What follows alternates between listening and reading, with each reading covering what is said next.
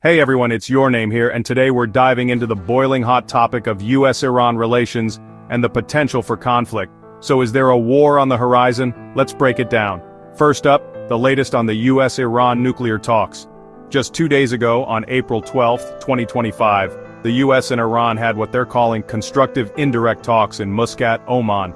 This is pretty significant, as it's the highest level meeting since 2018, and the first direct contact between the Trump administration and Iranian officials since Trump pulled out of the 2015 nuclear deal, known as the JCPOA. Leading the U.S. delegation was Middle East envoy Steve Witkoff, and on the Iranian side, Foreign Minister Abbas Araghchi. Oman's Foreign Minister Badr bin Hamad al-Busaidi played mediator, shuttling messages back and forth until both sides finally sat down for a brief direct chat. Both the US and Iran have described these talks as positive and constructive, with another round set for April 19th. But here's where it gets intense. President Trump has laid down the gauntlet, setting a 2-month deadline for Iran to agree to a new deal. He's made it clear that if Iran doesn't play ball, military action is on the table, including the possibility of bombing Iran. This isn't just idle talk.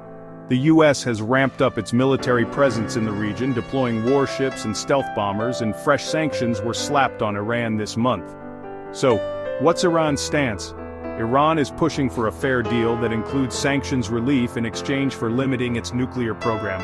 They maintain their nuclear activities are peaceful and refuse to negotiate under threats. But here's the kicker. Iran has already enriched uranium to 60% purity, which is pretty close to weapons grade. According to the IAEA, they could hit that 90% mark quickly if they wanted to. The stakes are sky high. Experts are weighing in too.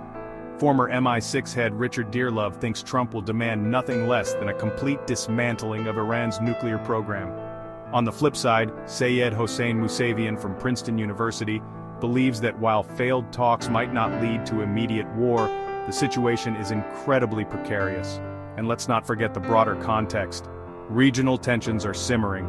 The US and Israel have been keeping a close eye on Iran's proxies like Hamas and Hezbollah, which have taken hits from Israeli forces. This, combined with Iran's weakened air defenses, has led some to believe that the time might be ripe for military action against Iran's nuclear sites. Alright, so where does this leave us? The situation is highly fluid and evolving rapidly. While we're not at war yet, the potential for conflict is very real. I'll keep you updated as this story develops.